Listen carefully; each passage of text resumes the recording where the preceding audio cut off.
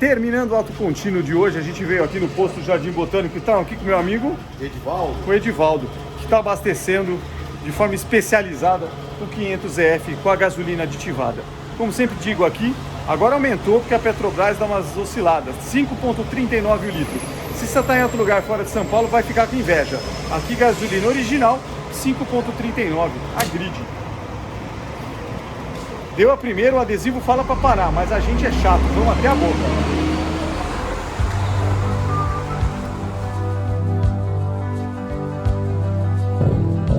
É no silêncio de um Chevrolet que o meu coração bate mais alto. Enquanto o mundo perde a forma, eu me encontro em mim. E é aqui que eu sempre vou seguir meu coração.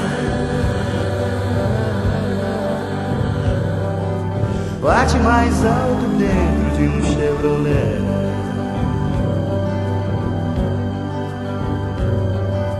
Bate mais alto dentro de um Chevrolet. Enquanto o mundo perde.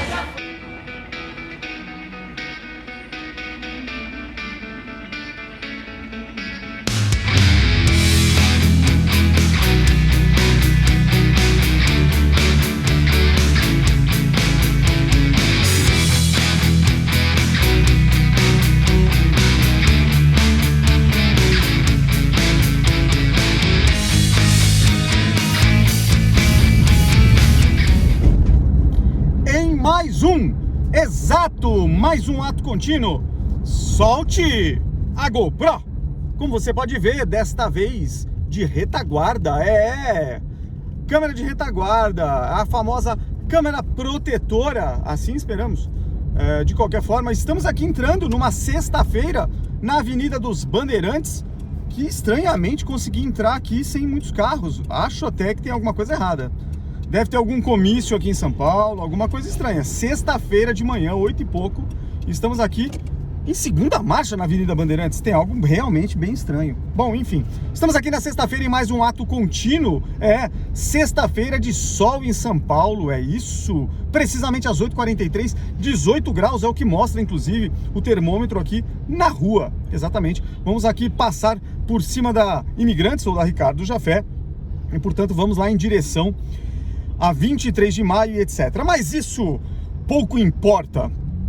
Eu queria, na verdade, no vídeo de hoje, trazer o quanto a gente às vezes acaba aprendendo com alguns canais do YouTube, inclusive, exato. Tem muita porcaria, vamos lembrar, né? No YouTube, como em qualquer lugar, em qualquer rede social, e não só na internet, em qualquer lugar mesmo, até na sua vizinhança, tem muita porcaria. O que é porcaria? Não agrega nada, é blá blá blá, diversãozinha, piadinha, e geralmente as mais idiotas. Não estamos aqui para falar disso, mas tem canais, independente se eles são grandes ou pequenos, mas tem pessoas que criam algum conteúdo que mesmo você não gostando, é interessante.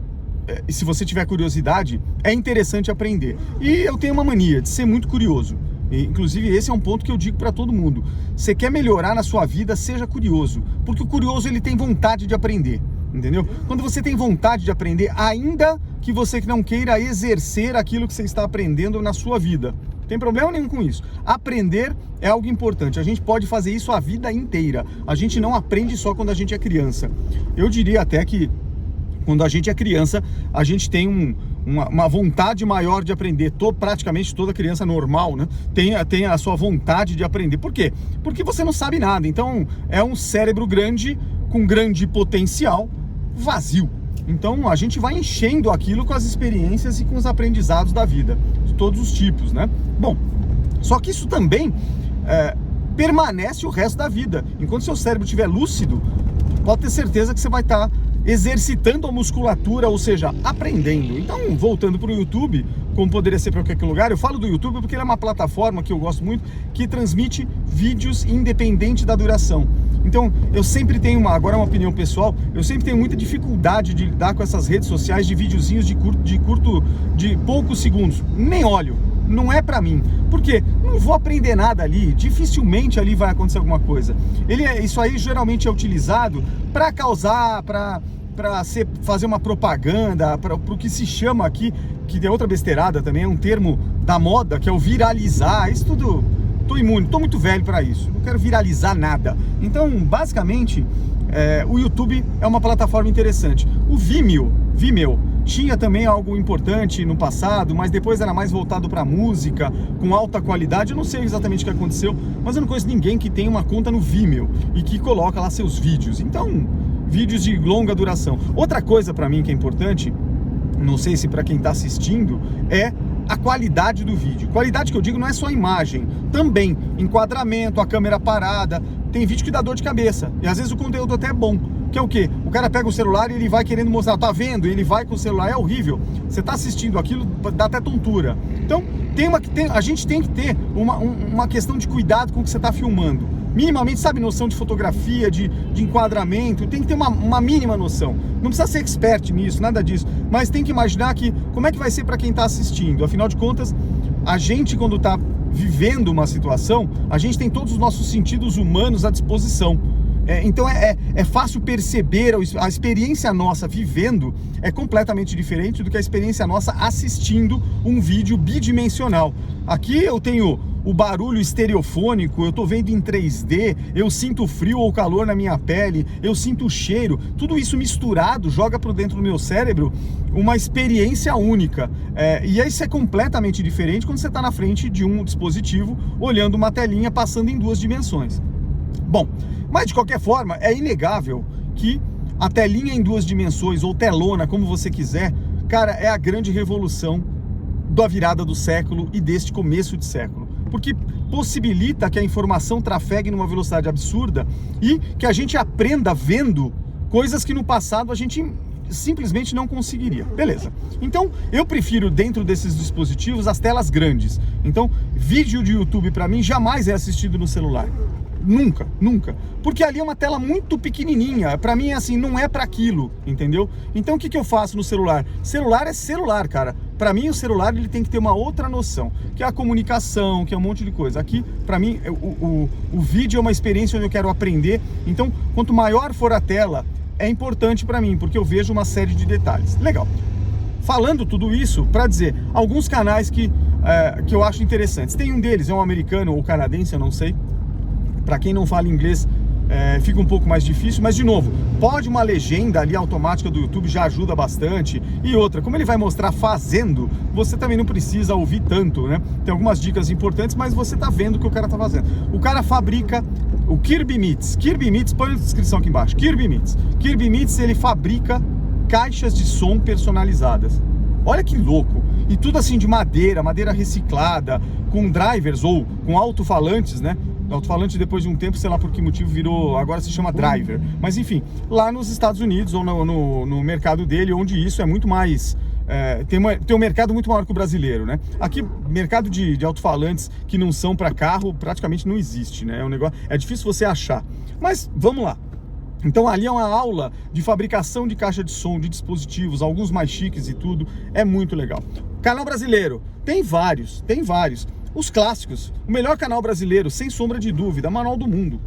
Não há quem não diga do Manual do Mundo, é por isso que ele tem os milhões de assinantes que ele tem. Então o Iberê Camargo e a esposa, que eu nunca lembro o nome, enfim, eles fazem isso há muitos anos, hoje em dia vivem disso, é uma empresa, o Manual do Mundo, e é muito legal. Ele, na verdade, seguiu uma linha, inclusive ele já disse isso em vídeos dele, que ele era o ídolo dele na infância e tudo. Eu sou um pouco mais velho que ele, talvez uns 10 anos, então, mas eu peguei porque, de novo, sendo curioso, era um programinha na TV Cultura que eu adorava, no momento de folga, eu já comecei a trabalhar naquela época e tal, era o Mundo de Beakman. Então procura na internet, Mundo de Beakman.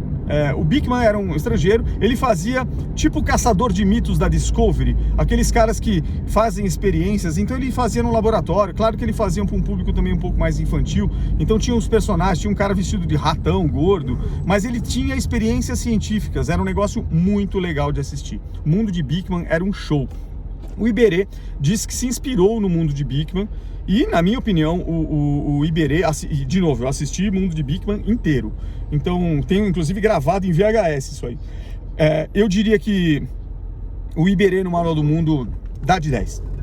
Primeiro, ele surfa numa tecnologia recente. O Iberê faz convênios com N locais. Por exemplo, quem não lembra dele entrando numa turbina na usina Itaipu? Né? Vocês viram que no episódio passado nós fizemos uma visita chamada técnica em Itaipu, chegamos até a base ali entre aspas, do rotor ali, tudo, do eixo, né? Filmei ali tudo com a Simone, mas eu não entrei na turbina em manutenção, esse tour não existe na usina, né? Pô, o Iberê entrou, cara, o Iberê pisou no leito seco do rio, eu não cheguei lá. Então assim, o que ele consegue no Bora Ver, ou mesmo naquelas séries eletrônicas que ele vai com Arduino, embora eu não consiga, eu preciso pegar do básico aquilo, porque tem hora que ele vai falando, parece lógico, mas me solta na mão, não conseguia fazer. Então é muito legal. Então e quando ele desmonta aquelas máquinas, desmontou a xerocadora, era do cacete. Então Iberê pra mim é o melhor canal do YouTube que nós temos hoje no Brasil, e diria que é um dos melhores do mundo.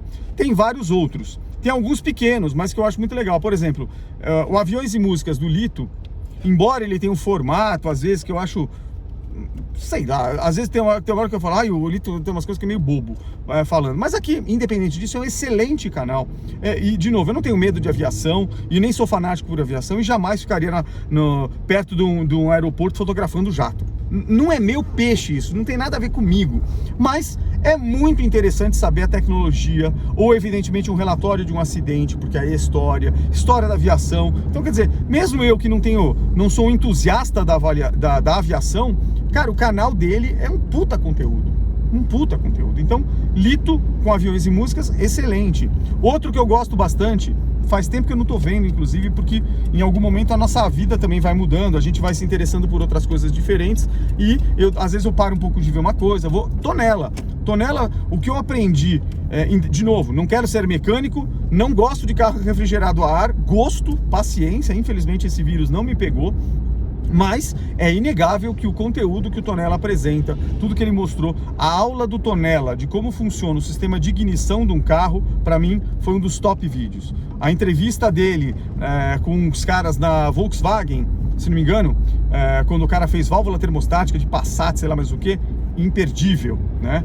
E a famosa reforma, a série da reforma do Fuscatia na casa dele, até mais recentemente, imperdível. Então, quer dizer, é um puta de um canal também, para um nicho totalmente específico. Não poderíamos deixar, por exemplo, Sérgio Sacani de fora, com Space Today.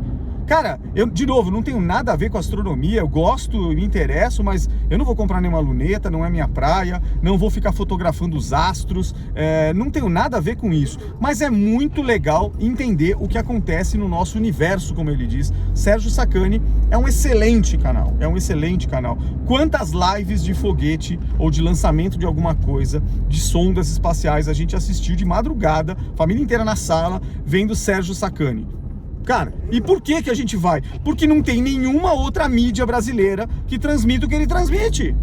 Nos canais convencionais você ouve besteira o tempo inteiro. A impressão que tem é que os repórteres, muitas vezes, como eu, também não entendem, mas esquecem de fazer a lição de casa e pesquisar como se deve. Então, na hora, corta caminho, fala besteira, e aí você fala, nossa... Por exemplo, comum, voltando pro Lito, acidente aéreo, aí você escuta uma reportagem em rede grande de televisão e você fala, não é possível que essa pessoa tá falando. Eu lembro de outro dia já faz algum tempinho, aconteceu uma situação de um acidente, alguma coisa aérea. E aí o repórter de uma grande rede de televisão, ao vivo, tava dizendo assim, não, isso aqui, porque olha isso, eu entrei num grupo de WhatsApp de pilotos, olha o repórter ao vivo dando uma informação. Eu entrei num grupo de WhatsApp de pilotos e eles estão dizendo que o vento cruzado na hora do pouso pode rasgar um pneu de avião. Na hora, qualquer pessoa com o mínimo de conhecimento fala assim, mas não há vento na face da Terra. Opa! Não há vento na face do planeta que consiga rasgar um pneu de uma aeronave. Não tem, a não ser que seja um vento com aço dentro. Por quê? Vento não rasga pneu de avião. Você já imaginou como é que você vai rasgar um pneu de carro que seja? De moto, você rasga pneu de moto com vento? Tenha na face da Terra de forma natural, a não ser fabricada, você consegue fazer algum vento no maior furacão que você tenha detectado? É óbvio que não. Então, besteira completa. O que o cara pegou? Atalho. Não sabe nem o que estava falando. A tradução da loucura era... o vento cruzado causou um problema que, ao gerar o impacto no solo, aconteceu um superaquecimento e estourou o pneu. Era completamente diferente a história. Então, muitas vezes, você recorre a esses canais. Então, muito legal. Canal de eletrônica, por exemplo, o Web Vintage. 90% que você começa a assistir, 90% do que ele fala, eu não tenho noção. Não, porque o capacitor não sei o que cerâmico, porque esse aqui é de óleo, vai explodir, liga ou explode. Eu liguei meu equipamento aqui para proteger na série. Aí você fala, o que ele tá falando? Como assim na série? Por que tem aquele monte de lâmpada lá? Liguei. Por que o equipamento com curto-circuito, ele na série não queima inteiro? Não, porque divide a amperagem. Fala, cara, você é obrigado a voltar para a escola, né, ou procurar de novo na internet de forma séria por que ele está falando aquilo e para ele é tão óbvio e você que não conhece. Então, quer dizer, muito legal também o Web Vintage na sua parte. E tem os canais dos saudosistas. O que é canal saudosista, por exemplo? Rei do Som. Já entrevistamos o Luiz aqui, porque eu fui pegar um tape deck lá, episódios passados, da Kenwood, o tape deck que a gente usa, inclusive tá aqui atrás, para viagem. Hoje nós vamos viajar com esse carro e ele vai para o litoral também para gravar uma fita cassete. E o Luiz não eu não sei se ele é técnico ou não é, mas de qualquer forma ele faz um canal que ele chama de A Memória dos Equipamentos de Som. E ele mostra ali, cara, com aquela calma dele. É um canal que você aprende muito. Tem um outro cara, Áudio Clássico, que eu recentemente achei também, e ele é um técnico, esse é técnico antigão, das antigas, tem uma oficina disso. E aí o que ele faz? Ele é fanático por som, e ele faz comparativos, mas não é comparativos em estético não, galera. Ele estava fazendo outro dia um comparativo de caixas de som da Gradiente dos anos 70, a Master 78. Me interessei pelo vídeo porque eu tenho aqui em São Paulo um par de caixas em funcionamento na sala, Master 78 intactas. Elas funcionam com um sistema de 4 caixas ligadas num receiver da Technics. E tem um som fantástico, combinadas com alto-falantes modernos nas outras 2 caixas da Pioneer que eu montei. Essa caixa de retaguarda responde com outra frequência, então é uma experiência sonora fantástica, porque eu estou ouvindo uma música e alguns timbres dessa música, alguns sinais sonoros eu percebo só na caixa da Pioneer, pela frequência que aquele alto-falante consegue mostrar. Alto-falante moderno, triaxial, 2 triaxiais ligados em série para virar 8 ohms. Pode estar falando grego, mas um dia eu mostro essa caixa que eu montei num rack de Technics, numa caixa de madeira Technics de um antigo 3 em 1 que era do meu pai. E as Master 78 intactas. E as Master 78, qual era a bobina delas? Por que ela dava um som alto? Por que ela tinha uma alta frequência? Com qual frequência de grave ela começa a funcionar, ou de agudo ou de médios? Então vocês começam a escutar uma música, algumas coisas da música você escuta numa caixa e outras na outra caixa. E aí você fala, nossa, mas o que toca nessa não toca naquela. Aí você começa a entender, e aí você vai nesse canal do som clássico, do áudio clássico, e aí você entende por quê. O cara vai lá e coloca um sensor, coloca no computador as ondas sonoras. Tá vendo essa caixa aqui? Olha a frequência. Você sabia que um alto-falante tem que casar com a caixa que ele está acoplada? Não era só primeiro fazer uma caixa e colocar um alto-falante lá, né? Não! Tem toda uma técnica que a indústria fazia, por isso que os equipamentos tinham aquele som e aquela fama na marca, porque você tem que casar a frequência com a frequência onde ele vai ser instalado, e você faz isso testando com o microfone e olhando num histograma. Então, quer dizer, um mundo completamente diferente. Então, de novo, vale a pena. Vou montar oficina de som? Não. Vou entupir minha casa com coisas de som? Não. Mas, legal. Canal de Playmobil. Que é coisa mais boba do que o canal de Playmobil, mas tem cara que coleciona em a peso de ouro. E é muito legal ver algumas séries do Playmobil lançadas pela Geobra lá fora na Alemanha, na fábrica original, e que não chegaram em nenhum lugar do mundo, ou são séries limitadas. Então, quer dizer, e os cenários e tudo que eles fazem. Tem cara especialista em filme stop motion, aquele que você vai fazendo fotos quadro a quadro para simular um movimento com Playmobil. E às vezes um filme de 30 minutos. Você já imaginou o trabalho que esse cara teve, de quantos quadros ele teve que fotografar para gerar um filme de 30 minutos. Imagina que para dar um segundo, para que o olho humano não perceba o que é um filme, você precisa de pelo menos 20 e tantos quadros por segundo, passando rapidamente, pensando no sistema analógico, digital não, né? Mas é a frequência, para você não perceber. Então, olha que loucura. Então, E agora, estou descobrindo um outro mundo, na verdade redescobrindo, que é o mundo do aquarismo. De novo, não tenho vontade agora nenhuma de montar aquário. Primeiro, porque não tenho tempo. Segundo, que no final de semanas, o tempo que me sobra, eu geralmente não estou em São Paulo, então estou viajando, vou para Curitiba, ponho uns mãozinhas para rodar que vocês vêm aqui e vamos viajando, ou vai para a praia. Então, quer dizer, aquário é algo que não é que dá trabalho, mas exige paciência, técnica, é uma terapia. Mas eu tenho um histórico de aquário muito grande, então esses canais agora de aquarismo, cara, muito legal. Tem um cara chamado Antônio, me desculpem aí, mas é Antônio Carlos. Comecei a seguir esse cara. O cara fala devagar e ele tem um negócio que ele vai rodando o Brasil, mostrando lojas de aquarismo pelo Brasil. Ele é um entusiasta, também criador lá, e agora inclusive vi um vídeo dele que ele estava até emotivo, que ele saiu de Minas Gerais, teve que dar os aquários para um amigo ou vendeu, e o cara vai montar uma loja, ele veio para São Paulo sem aquário nenhum, porque agora ele está numa parceria diferente. Enfim, hoje ele vive do aquarismo, ele estava até comemorando isso no vídeo. Mas enfim, e ele vai mostrando as lojas. E meu amigo, é um mundo louco. E eu tenho conhecimento desse mundo da minha infância, né? Meu pai era um cara que gostava de aquário e logo cedo, quando era pequenininho, montou um grande aquário lá no nosso apartamento. Ficava não é nem na área, como é que se chama? Na sacada da sala. Era uma sacada que era obviamente coberta e ele deixou num cantinho. Minha mãe tinha numa parte todas as plantas dela, que ela gostava de plantas de vários tipos. Plantas diferentes, coloridas e tudo. Não orquídeas, não, nunca teve esse negócio em casa. Mas tinhorão, antúrios e não sei o que, avencas e nomes que eu nem sei. E minha mãe até hoje ela ainda tem as plantinhas dela lá. E meu pai fez num canto dele o aquário dele. Numa época, década de 70, que o silicone... Olha isso, meu amigo. Nossa, eu dei uma cuspida no painel. Tá bom, volta aqui. É bom que limpa, né? Só passar uma flanela, lustra. Não, sacanagem. Meu pai fez um aquário. Na verdade, meu pai comprou. Quando ele foi comprar aquário, eu devia ter 3, 4 anos de idade. Ele resolveu montar, por algum motivo. Eu não sei se era moda na década de 60, todo mundo tinha aquário, tava surgindo o aquarismo no Brasil. Mas eu sei que também, do lado do nosso prédio, ali na Avenida Santo Amaro, Brooklyn, São Paulo, Avenida Santo Amaro 4281, existe lá um conjunto residencial, que até hoje existe, chamado Los Alamos. Tem nada a ver o nome, enfim.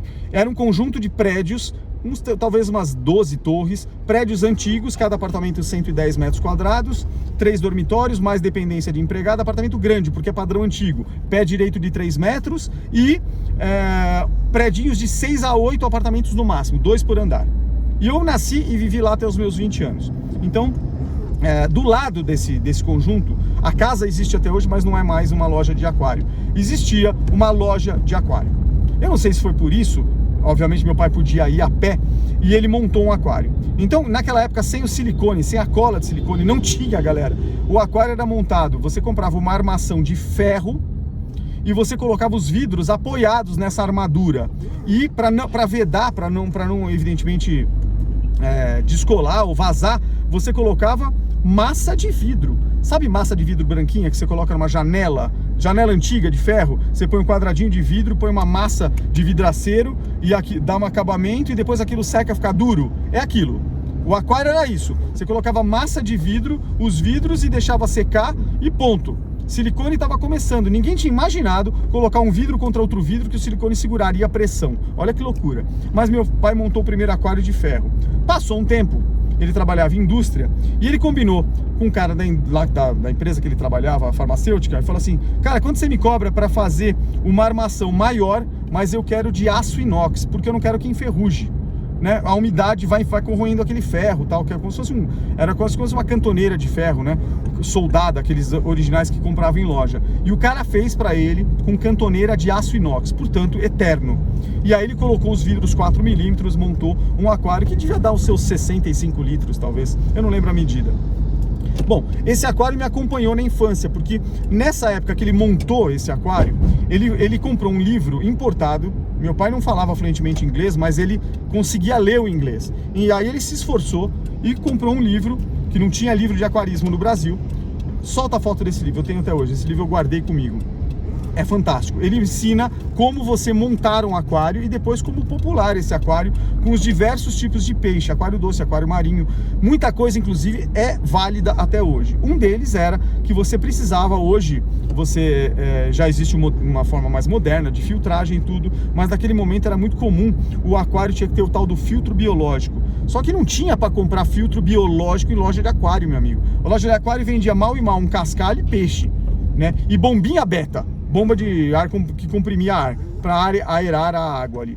Meu pai montou de acrílico, mandou fazer, cortou em casa, furou o filtro biológico. Ele fez um filtro biológico de acrílico em casa e eu lembro dele estar fazendo isso em cima da bancada dele no quarto, o que seria o quarto de empregada do apartamento. Como a gente nunca teve empregada que dormisse lá, né? Minha mãe sempre contratava em horário comercial, então aquela era a bancada do meu pai. E ele pegava as ferramentas dele, só que ele era metódico, media e tal, cortou cola de acrílico, ele montou um filtro biológico que inclusive morreu com o aquário, que foi eterno, e ele fez o aquário dele. Bom, esse aquário era um aquário, hoje em dia chamado aquário plantado, porque tinha muitas plantas, cabomba, valisnéria e outras mais. E aquilo não tinha grandes, assim, não tinha filtro de luz ultravioleta, essas coisas maravilhosas que tem hoje. Não, cara, o aquário, nem tinha peixe que morria naquele desgraçado daquele aquário. Ele cuidava, dava comida de manhã antes de trabalhar e tal, e segue a vida. Ia viajar pra praia, encontrava aquela concha, uma concha branca que ia se dissolvendo aos poucos na água, e segue a vida. Passava uma semana na fazenda, com o aquário intacto, com o aquário de água doce. Os paulistinhas chegaram a ter esse tamanho. Os neons chegaram a ter esse tamanho. Os molinésias deram cria, e ele comprou berçário, fez berçário de acrílico, separou peixinho, depois ele ia lá na loja e dava. Cara, esse aquário só acabou. Meu pai ficou bem triste um dia quando nós voltamos de viagem e todo o aquário estava vazio. A água foi toda pela sacada do prédio, né? Foi tudo embora. E morreram todos os peixes. O aquário ficou completamente... estourou o vidro. Na verdade, o que ninguém sabe até hoje como, o vidro de baixo do aquário, protegido pelo filtro biológico, quer dizer, não tinha nem contato com pedra, com nada. Provavelmente era um mês de inverno, então talvez dilatação térmica. O aquário estava bem quente dentro, 28, não sei quantos graus, e fora muito frio, e ele ficava exposto nessa sacada, né? Não exposto exatamente, mas ao ar livre, digamos assim, né? A sacada era aberta, e aí um choque térmico deve ter dado, aquele vidro do fundo trincou, cedeu, vazou tudo, morreram todos os peixes, ele ficou muito puto, aí ele desistiu de aquário. Ele falou, cansou, nunca mais montou aquário. Só que aí eu montei os meus. Eu comecei a montar os meus, e aí com tecnologia um pouco mais moderna que a do meu pai. Então mandei fazer aquário. Cara, teve uma hora que meu quarto tinha, eu e meu irmão, uns 6 aquários de N tipos de peixe. Aquário de lebiste, aquário disso, aquário daquilo. Alguns davam certo, outros não. Era época de ginásio, eu tava na 8ª série, 7ª série. E eu ia na Atlântida, ali em frente ao aeroporto de Congonhas, ou numa outra loja, não era Atlântida. Tinha uma loja, no prédio que o avião da TAM resolveu estacionar uns anos atrás, era uma loja de aquários gigantesca, e em frente ao aeroporto de Congonhas. Eu ia algumas vezes lá, e na Avenida Santo Amaro, perto da estátua do Borba Gato, tinha uma loja, essa assim, Atlântida, lojinha pequena, de sobradinho assim, ficou muitos e muitos anos lá. E depois tinha uma loja de bairro, do lado assim, uma quadra do meu apartamento, que era uma loja onde eu montei os aquários. O dono era o William, depois acho que ele vendeu essa loja, não sei no que ele trabalhava, nunca mais tive contato. Mas eu vivia naquela loja. Tipo assim, eu cabulava a aula, a gente pulava o muro do colégio ali na Princesa Isabel, eu e um grupo de malucos, e a gente ia tudo pra loja de aquário e ficava lá discutindo com ele técnicas de montar aquários. Então era um negócio assim. E cara, por que eu tô falando tudo isso? Porque esse vídeo, esse cara, o Antônio, ele vai em locais e, cara, é um mundo de aprendizado de aquário. Aquário plantado, como é que cria, que não sei o que. De novo, pretendo ter aquário agora? Não. Então, fechando esse vídeo, é isso. Se você quiser ficar mais esperto na sua vida, para você mesmo, aprenda de tudo que você puder. Cara, leia rótulo de shampoo. Ah, mas que absurdo, que eu sou careca. Leia rótulo de shampoo. É impressionante como você aprende, porque o que é legal é que quando você aprende coisas diferentes, o fato de você depois ter um problema na coisa que você gosta, no que você trabalha ou no seu negócio, aquele aprendizado de um assunto que não tem nada a ver teoricamente com o que você faz, te ajuda a ter uma ideia boa no negócio que você atua. Então muitas vezes, uma dica de alguma coisa que eu percebi, sei lá, num tonela da vida, me ajuda na empresa que eu trabalho, porque eu vou montar um negócio que, puta, eu peguei isso aqui, adaptei, essa é a milagrosa função da inteligência. Você pega o que todo mundo viu e transforma em algo diferente. Isso é criatividade. Então, eu queria dizer nesse vídeo que aprender em vídeos do YouTube também pode ser verdade. Você só precisa ter cuidado de selecionar. Agora, pensando que sua vida tem fim certo e você só não sabe quando, eu diria para você, cara, se tiver que gastar tempo, investe em algo que você aprenda, ainda que você pense que não vai usar. Porque ficar vendo videozinho de besteirinha, de não sei o que, cara, isso só vai gastar uma coisa na sua vida. Tá dando chance pro YouTube ganhar dinheiro, beleza, direito dele, você que tá vendo. Tá dando chance do cara que publicou o vídeo ganhar o dele também, direito dele, ok? Mas não tá te agregando absolutamente nada. O máximo que você vai conseguir falar é na sua roda de amigos ou amigas, dizendo assim, você viu o vídeo que viralizou? E é isso aí. Fui aqui na rua Estados Unidos. Estamos quase chegando aqui na 9 de julho, falei para cacete, mas parece que, 44 minutos desde que saí de casa, o trânsito para uma sexta-feira tá controlado. Fui. Vou terminar esse trajetinho com a GoPro e, claro, com uma musiquinha.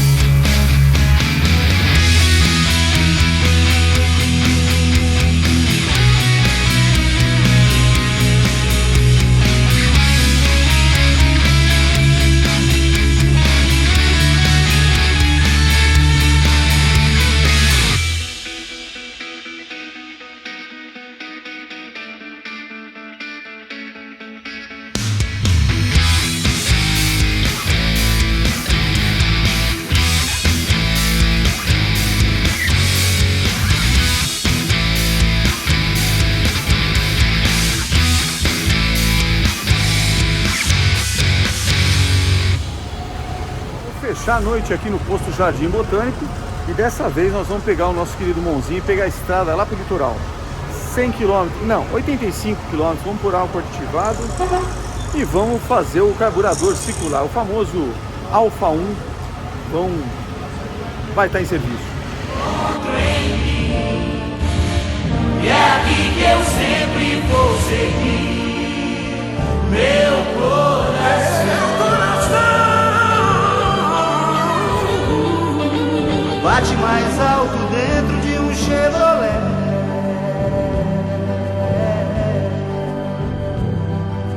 Bate mais alto dentro